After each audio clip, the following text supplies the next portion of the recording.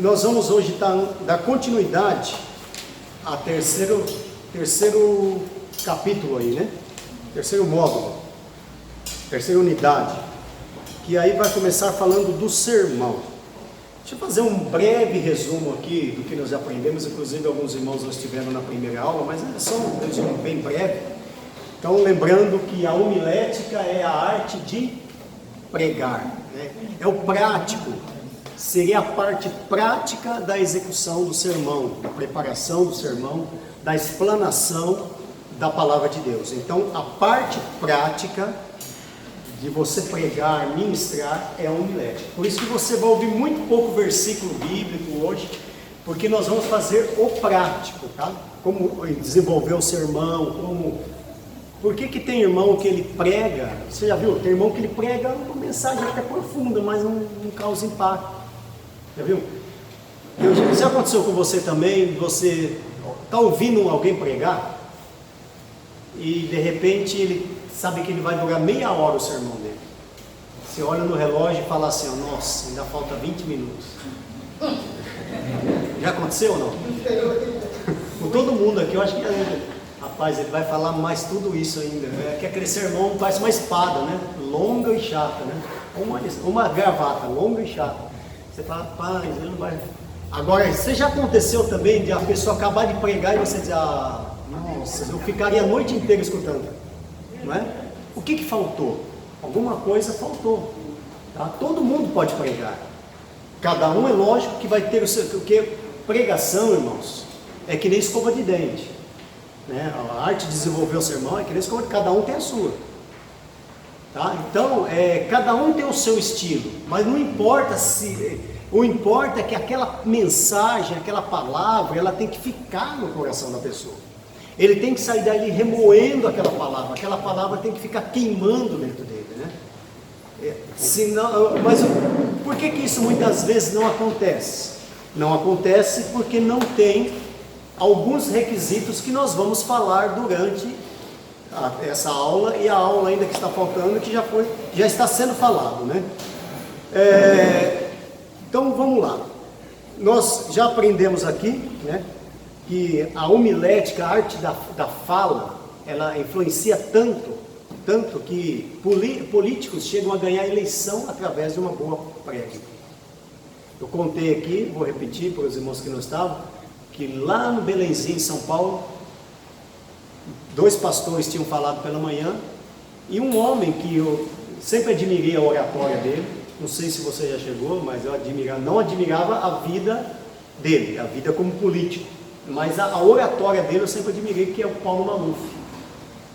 E esse Paulo Maluf, ele chegou lá no Belenzinho, tinha ouvido 2 pregações, e ele recitou o Salmo 23, mas de uma maneira que todos ficaram olhando, e depois só concluiu assim, eu acredito, né, que vai chegar o dia em que o presidente da República não iniciará o seu discurso dizendo boa noite, mas dizendo a paz do Senhor.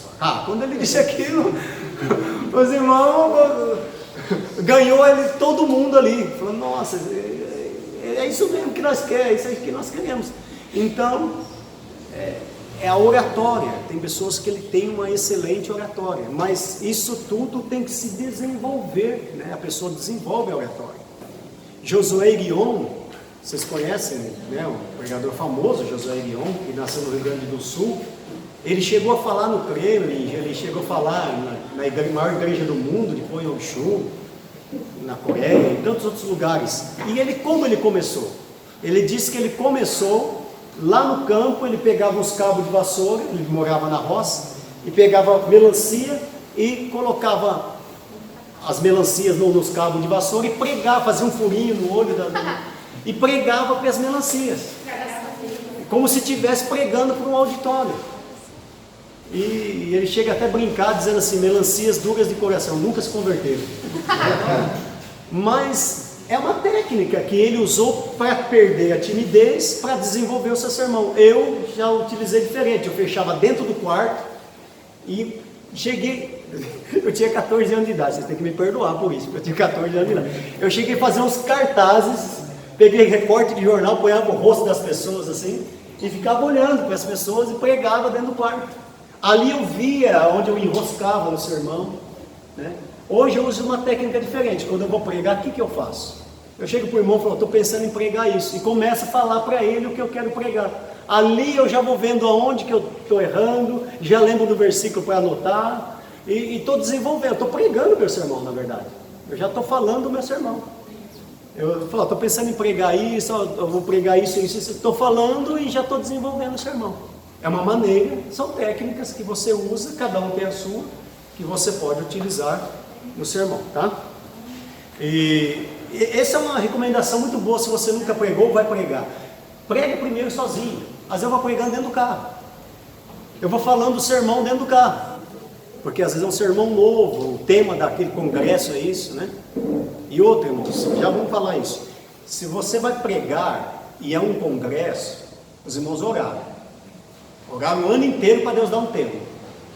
Tá? Tema, Jesus está voltando.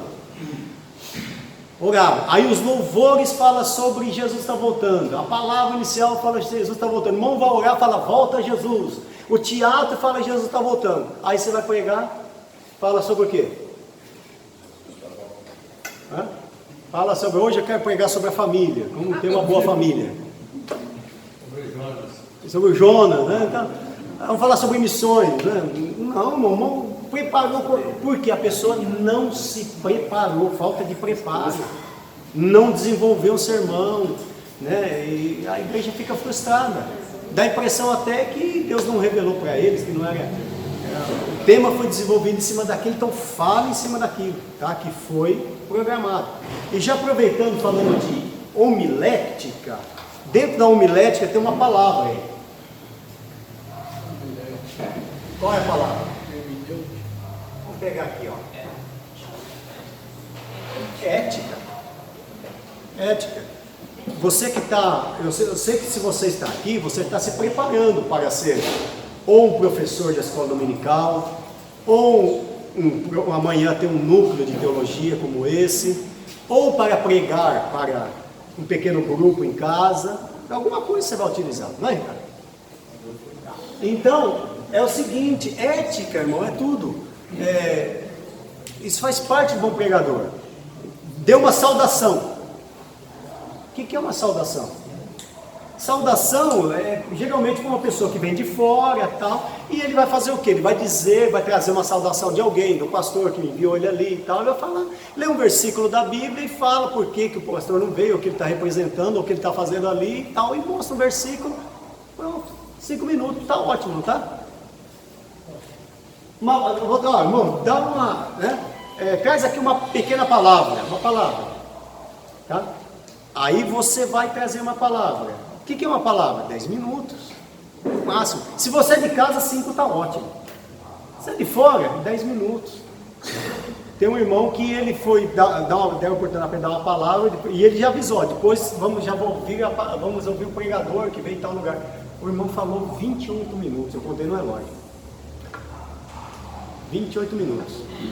E pior que falou e não falou. Esse tem mais oportunidade num lugar desse?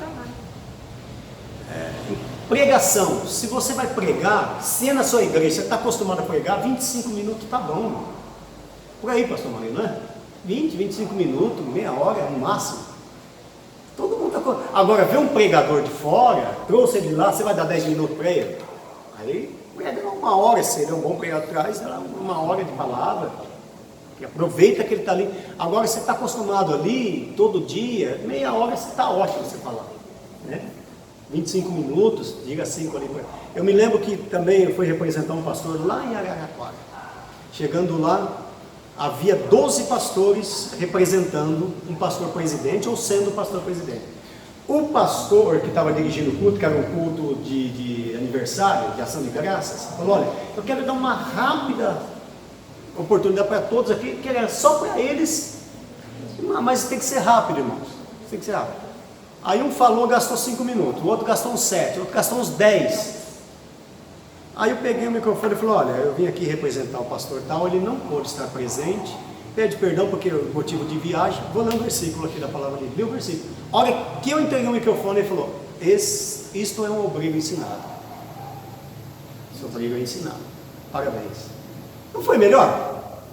Né, do que o que Então, a ética, né? A ética. Outra coisa, se você vai ministrar, vai pregar, né? Estamos falando de homilética, faz parte da homilética, é isso? É uma igreja que não é a sua igreja?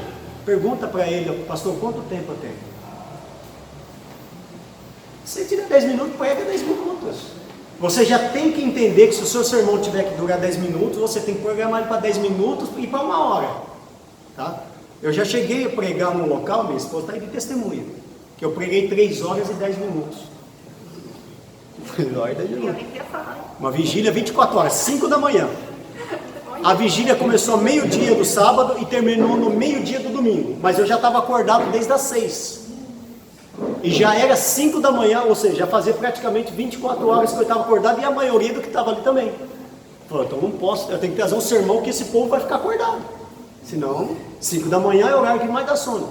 Aí o pastor falou simplesmente para mim: toma, pega o microfone, eu vou fazer uma reunião com os obreiros aqui, e a hora que eu voltar você me devolve o microfone. Meu irmão, toda hora eu olhava para trás. Esse pastor que não voltava, meu irmão. Eu vou te contar. 3 horas e 10 minutos. 3 horas e 10. E pior que eu não sei cantar, né? Tinha um que pregou 1h20 lá, mas ele cantava.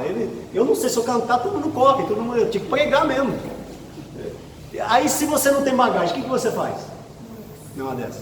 Se você não tem ali, se você não preparou. É que assim, eu preparei 3 sermões, porque é uma vigília de 24 horas. Falei: se você me der 3 oportunidades, eu tenho 3. Eu usei as 3 ali, se você me desse mais uma, eu ia ficar. Eu tinha que tirar mais água do poço, né? Então, e é um lugar que eu já tinha pregado muitas vezes ali, né? Então, o problema do pregador é diferente do cantor, né?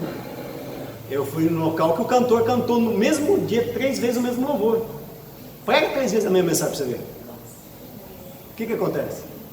Ei, esse irmão aí, de novo? Não é possível, né? A mensagem é diferente, né? Tá? Então, eu vou só repetir, para a gente entrar agora, para os irmãos que não participaram da outra aula, 10 erros que não devem ser cometidos por nenhum pregador. Rapidamente que eu vou passar. Primeiro, pedir desculpa.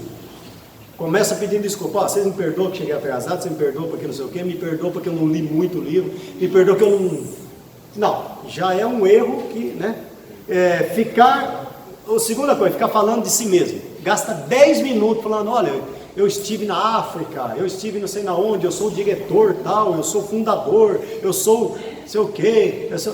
Eu gasto 5 minutos sim por culto, mas falando de um projeto que eu tenho para vender o peixe ali do projeto. Agora ficar falando que eu sou isso, que eu sou aquilo, eu fundei, eu andei, eu fui, eu voltei, não precisa, o povo vai ver isso durante a sua pregação, tá? Outra coisa, falar difícil, né? Querer inventar de falar palavra difícil. Eu vou decorar as palavras aqui para impressionar. O público não vai entender, né? Não vai entender o que você está falando, e às vezes você sabe o que está falando, não vai resolver. Se você falar numa mensagem simples, todo mundo vai entender a sua mensagem, tá? E não é o falar difícil, é o conteúdo da sua mensagem. Outra coisa, aí a pessoa tem pouco conteúdo, ou está nervoso, ou não lembra o que ele vai falar, aí ele fica,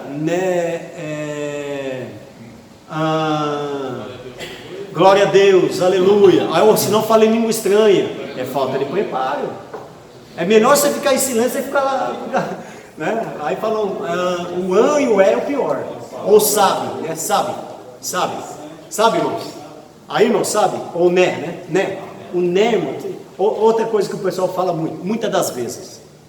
Olha, muitas das vezes, irmão, né? E muitas das vezes, né? A palavra muitas das vezes até existe em alguns casos. Mas o certo mesmo, na maioria dos casos, é muitas vezes. Já está errado muitas das vezes. Seria muitas vezes. Em alguns casos você pode usar muitas das vezes. Mas muitas vezes, né? Aí fica muitas das vezes. Eu vou falar bastante, porque a hora que você falar, você fala, ih, rapaz, lembrei de muitas das vezes. Do né. Aí é um bode, meu irmão, né. Aí, né. Aí paga, você tem que, no dia a dia a gente tem que tirar o né. Tira esse né, joga ele fora, né. Sábado nós ouvimos o interessante. Interessante. Eu acho umas 500 vezes interessante. Não é? É uma coisa. Aí você só lembra daquilo. Pior é que você só lembra daquilo depois. Então a gente tem que tirar, tem que riscar da nossa vida. E a gente tem que acostumar isso no dia a dia. Já no dia a dia a gente tem que tirar. Porque a pessoa observa, pensa que as pessoas não observam. Lá no Peru tem muito P, né? A pessoa fala, eu não sei o que é P. P. Um dia eu falei, nossa, o que é P? P. O que quer dizer P? Eu falei, pastor, isso aí. Por que para ele me explicar? Falou, lá no Brasil a gente tem um né, é a mesma coisa? É a mesma coisa, é isso aí. É o né, então é o problema, tá? Vamos lá. Bom, outra coisa, você vai falar, olha para o público que você está falando, né? Olha para ele. Você já conversou com alguém que você está conversando e está olhando para cima assim, ó? Olhando para o lado, você fala, não está prestando atenção em mim. Ou você está conversando e ele não consegue olhar no seu olho. Pratique isso de olhar no olho da pessoa. Olha o público, você já está sabendo ó, se ele está gostando ou não. Deixa eu ver quem está com o cara aqui que não está gostando. Aí, aquele que não está gostando, você continua olhando para ele. Se ele estiver dormindo, você olha para ele e ele vai ficar, peraí, não posso dormir agora. Está entendendo? Fica olhando para ele. Aí ele fala, e outra pessoa fala, nossa, está olhando para mim, olha, está olhando para mim, que na Renata está querendo dormir ali. Está olhando para mim. Está entendendo? Ele vai prestar. Então, olhe, converse olhando para o público, né? Não fica olhando para o chão, olhando para baixo. Tem os que pregam olhando para cima, assim, né? Não sei se está conversando com a parede, não. Outra coisa, você vai pregar, tem igreja que tem costume de sentar atrás. Eu já acho errado isso, mas é um costume que já vem muito antigo, né? Porque você conversar com uma pessoa de costas é a pior coisa que tem. Já conversou com alguém de costas para você? Aí se você fica só conversando com 10 aqui atrás e deixa lá 200, 500 pessoas que estão na sua frente, é bom você de vez em quando olhar para a terra para saber o que o pastor está achando do seu sermão, como está a expressão dele, se ele está gostando ou não está, como está, por ali você já sabe se você tem que parar logo ou não. É bom, tá? Falar palavras que não agregam, irmãos, né? Que não agregam. Por exemplo, assim, ó, eu vou aqui, hoje eu vou tentar dar o meu melhor. Isso aí não faz sentido nenhum. Ou senão você fala assim, ó, eu acho que. Não, se você falou que acha, não devia nem ter falado. Você não tem certeza? Eu acho que isso, não. Né? Fazer piadinha preconceituosa, sem graça, né? Tem gente que fica falando de loira na pregação, falando de sogra, de negro, de japonês, português. Tem um que veio aqui, olhou e falou assim, quem que é o líder do jovem? Aqui em Porto Ferreira. Aí contou, quem que é o fulano de tal, o líder jovem? Aí eu falei, você é feio, hein? Pelo amor de Deus, como é que sua mulher casou com você? Você acha que se tem uma coisa que tem, agrega alguma coisa? Camarada, se ele já se acha feio, aí aquilo ali, né? Mata ele, o que resolveu? Ele falou, você entendeu? Respeitar o tempo da pregação, né? Quando você desrespeita o tempo da pregação, você está desrespeitando a igreja e desrespeitando o pastor, tá? Não confiar na sua memória, não confiar. Às vezes a pessoa confia na memória, dá um branco na hora ali, né? Ou se não, quando você não faz um esboço, quando termina o sermão, não sei se quem já pregou, já passou por isso. Puxa, devia ter falado isso, não falei. Não falou porque você não anotou. Se você tivesse feito os tópicos, se você tivesse feito os tópicos, efeito especial, aí você não teria esquecido, estaria ali os tópicos para você, tá? Outra coisa, fugir do tema, né? Você já viu aquela pessoa que ele lê um versículo, aí já está lá no Apocalipse, quando vê ele voltou lá no Gênesis, meu irmão, ele faz uma salada de fruta, né? Não, ele faz uma salada, daqui a pouco ele põe o Noé dentro da história, aí ele já pega o Salomão lá, aí já pegou o Davi, aí ele vai lá na ilha de Pátio, pega o João lá e põe no sermão também, você não sabe nem onde ele está mais, aquilo não agregando nada, não agregando nada. Você leu o tema para quê então? Né? Você leu aquele texto? Prega no texto. Né? Qual tema? Nós vamos falar daqui a pouco. Você tem que dar um tema para o seu sermão, tá? A pessoa já, nós vamos falar isso já, tá? Só estou refrisando algumas coisas aqui. Outra coisa, tá?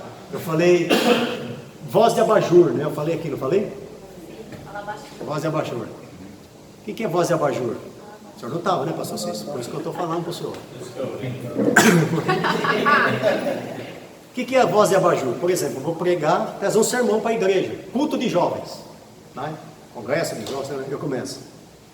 Meus irmãos, paz do Senhor, uma alegria muito grande poder estar com vocês aqui nessa noite, para juntos aprendermos a palavra de Deus, esse culto tão abençoado. Não já está dando aflição em você já, né? Não dá um pouquinho de aflição? Dá para falar, põe mais tempero nisso aí, irmão, pelo amor de Deus, até a luz que agora me apontou. Outra coisa, né? A conclusão. Uma conclusão xoxa. Às vezes ele trouxe um sermão, aquele sermão abençoado, e no final, né, ele fala um negócio lá, e a pessoa pensa que vai ter mais, e ele termina, seco assim, seco. Você sabia que a maior parte que a pessoa aproveita do sermão é o final do sermão? Os 5 minutos finais e as últimas palavras é o que mais vai ficar na cabeça da pessoa? Porque vamos ser sinceros, você decora tudo do sermão? Decora tudo, você não vai guardar tudo, vai? Uma coisa vai passar, mas as últimas palavras que você falar, sejam boas ou ruins, sejam de impacto ou não, é o que vai ficar na mente da pessoa. Então guarda aquela frase de efeito, guarda isso aqui é o melhor da mensagem, guarda para o final, é a cereja do bolo, é a sobremesa. Então guarda aquilo para fechar o sermão, entendeu? Para não ficar aquele sermão sem, o povo falando, e agora, acabou, já não acabou, é para sentar, não é para ficar de pé? Vai ter um fechamento, você tem que saber fechar o sermão. O que eu uso para fechar? Eu uso um testemunho, uso um texto bíblico, uso uma analogia, uso uma conjectura. Vamos aprender tudo isso aí daqui a pouco, tá? Certo?